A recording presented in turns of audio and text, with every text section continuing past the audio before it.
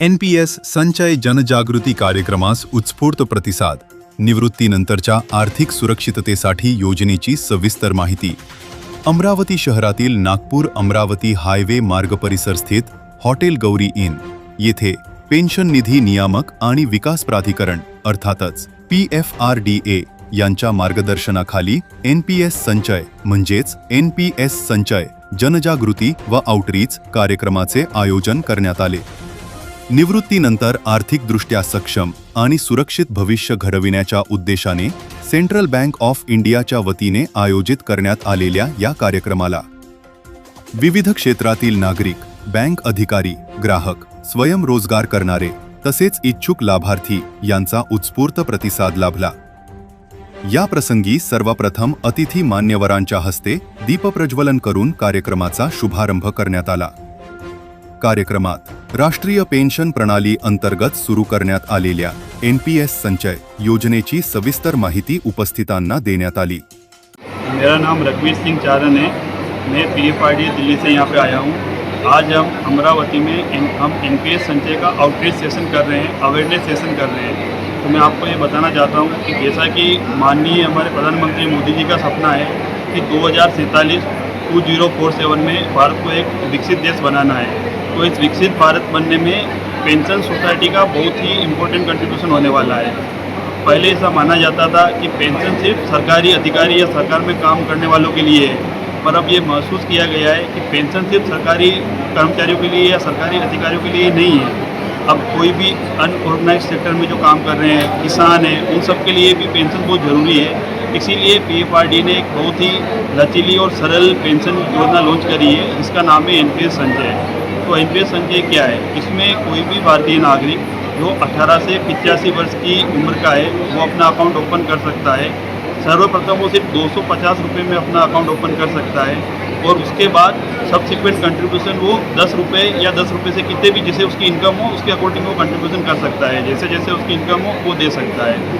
इस योजना की सबसे बड़ी खासियत ये है कि इसमें फ्लेक्सिबल है, लचीली है ये योजना. जैसे कि हमें पता है कि किसानों की जो इनकम है वो रेगुलर तो होती नहीं है. उनकी जो इनकम है वो फसल पे निर्भर करती है. जब फसल उनकी बिकती है तब उनको इनकम होती है, बीच में नहीं होती है.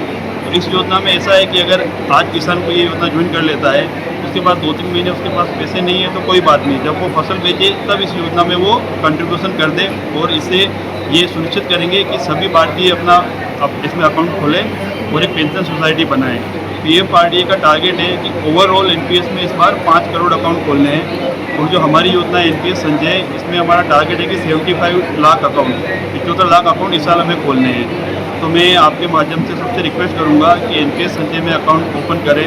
और एक और चीज़ बताना चाहूँगा कि अकाउंट कैसे ओपन होगा. तो CSC के BLEs है वहाँ पे जाके अकाउंट ओपन कर सकते हैं. जो भी बैंक है बैंक में जाके अपना अकाउंट ओपन कर सकते हैं या फिर ऑनलाइन ऐप है हमारी उसके थ्रू भी अपना अकाउंट ओपन कर सकते हैं. तो सभी से मेरी रिक्वेस्ट है कि अपना अकाउंट ओपन करें इसमें और अपने आसपास सभी को भी कराएं. ये एक समाज सेवा भी है. Central bank of India Amravati आज आपल्या अमरावती जिल्ह्यामध्ये सेंट्रल बँक ऑफ इंडिया आणि PFRDAच्या संयुक्त विद्यमाने आपण NPS संचयचा क्रेडिट आउटरीच कार्यक्रम आयोजित केलेला आहे. आता NPS म्हणजे काय तर NPS बद्दल बोलायचं झालं तर इंडियन नॅशनल पेन्शन सिस्टम आणि यामध्ये हा जे लोक आहेत असंघटित क्षेत्रामध्ये काम करणारे महिला आहे, शेतकरी बंधू आहे, ती लोक यामध्ये अकाउंट ओपन करून आपण पेन्शनसाठी आपण त्यामध्ये इन्व्हेस्टमेंट करू शकतो आणि यामध्ये फक्त 250 रुपयाला खातं ओपन होऊ शकतो आणि त्यामध्ये नंतर आपण 100 रुपयाच्या मुदतमध्ये आपण पैसा जमा करू शकतो. फक्त एक कंडिशन अशी आहे की वर्षाला 1000 रुपये जमा झाले पाहिजे. तर यामध्ये आपण जितके जास्त पैसा जमा करू तेवढा आपला कॉर्पस जास्त जमा होईल आणि आपल्याला पेन्शनची अमाऊंट जास्त होईल. यामध्ये ही सुविधा पण आहे की 3 वर्षानंतर जर आपल्याला कुठल्या तब्येतीच्या कारणावरून किंवा मुलांच्या हायर एज्युकेशनसाठी गरज पडली तर आपण 25% रक्कम त्यातून विड्रॉ पण करू शकतो. आणि जेव्हा आपण 60 वर्षाचा होऊ तेव्हा आपल्याला पेन्शन सुरू होईल.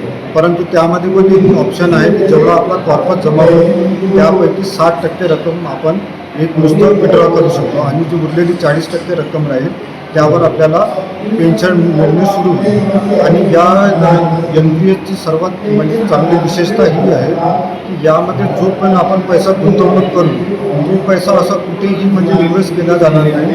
तो फक्त गव्हर्नमेंट बॉन्ड आणि सेक्युअर्ड बॉन्डमध्येच त्याला इन्व्हेस्ट केला जातो. त्यामुळं आपल्याला की जसं काही असतं की जसं मार्केट कमी जास्त होऊन पैसा आपला कमी होण्याची शक्यता असते, तर त्यामध्ये इथं काही असं नाही आहे. कारण जास्तीत जास्त इन्व्हेस्टमेंट ही गव्हर्नमेंट बॉन्डमध्ये होणार आहे. त्यामुळं आपला पैसा सुरक्षित राहील. आणि प्रत्येकाला बघा की आपल्याला कोणी काही असं म्हातारपणात आपण सुदृढ राहू हे सांगू शकत नाही.